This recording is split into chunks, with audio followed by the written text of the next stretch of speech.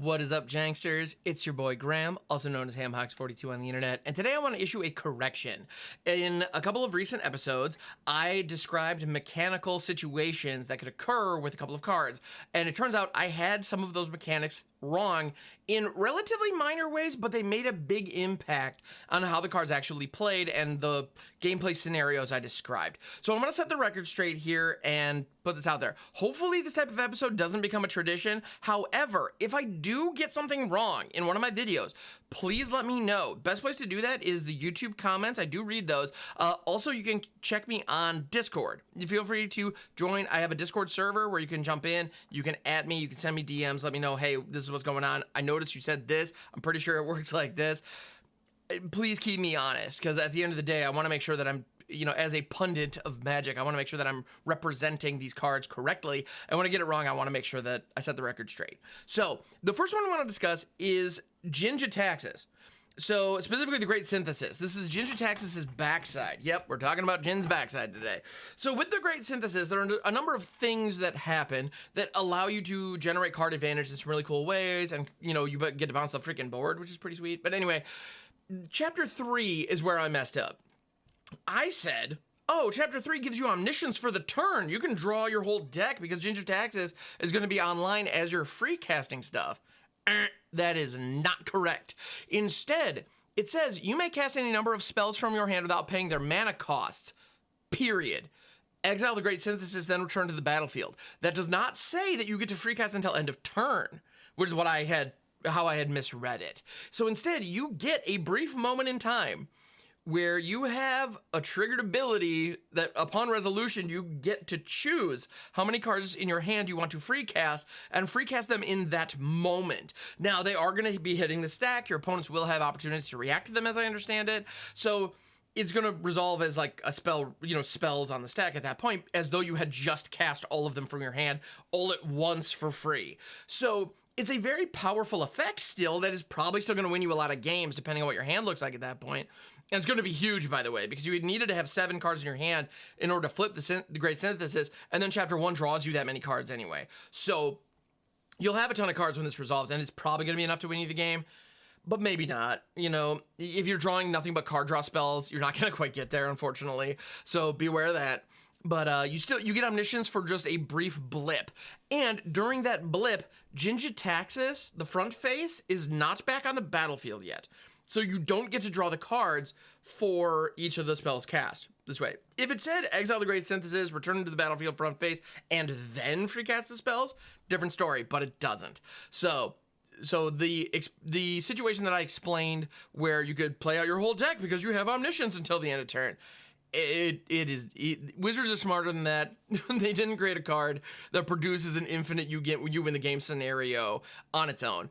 Instead, they produced a very powerful you probably win the game scenario that happens in one moment, depending on what your hand looks like. So, cool card. I still like it a lot. It's not the be-all, end-all that I described it to be. Now, the next card that I want to touch on is one that... So, with the jin-gitaxias, that's a new card with a lot of text going on, a lot of stuff happening, and I got a detail wrong. It happens. I got a little egg on my face. No worries. This next one, however, is actually the reason why I decided to make an entire video rather than just like pin a comment on the YouTube video and move on.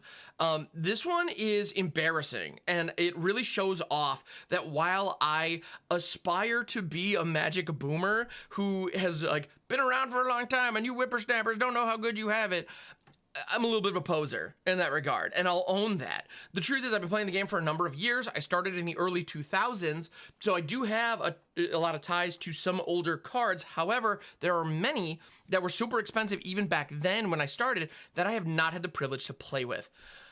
One of which being Force of Will. So in the Griselbrand video, I was comparing the differences between Griselbrand and Atraxa.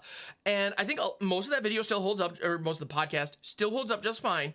However, I did cite the difference that Atraxa is pitchable to Force of Will, and she is. So yes, that is a notable difference between Atraxa and Griselbrand. Cool, fine. However, I put my foot in my mouth in a big ol' way when I went on for a shockingly long time about how awesome it is to use Force of Will as a discard outlet to put Atraxa in your graveyard. Well, if you actually read the Oracle text on Force of Will, it says you may pay 1 life and exile a blue card from your hand rather than pay the spell's mana cost.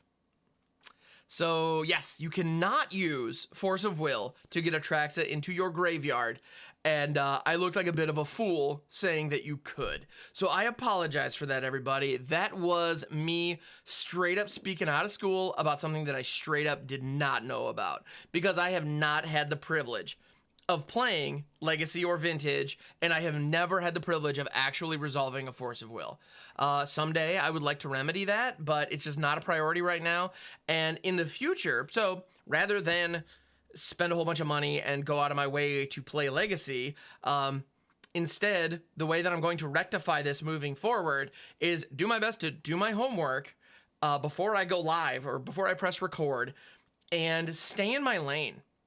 The truth of the matter is, I was talking about a card that a lot of people are familiar with, that has been around the game and is downright iconic for, like, I don't know, 25 years or something like that. Like, it's been almost, like, this was very early on when this card was introduced, and this type of free casting was introduced. I mean, pitching to cards is something that we see a lot, and if I'm not mistaken, it's almost always exile. So that was just me being a bonehead, and I'm sorry. So I wanted to set the record straight, put this video out, this podcast out, let you know, yes, I got that wrong. Thank you to the people in my YouTube comments who pointed that out and kept me honest.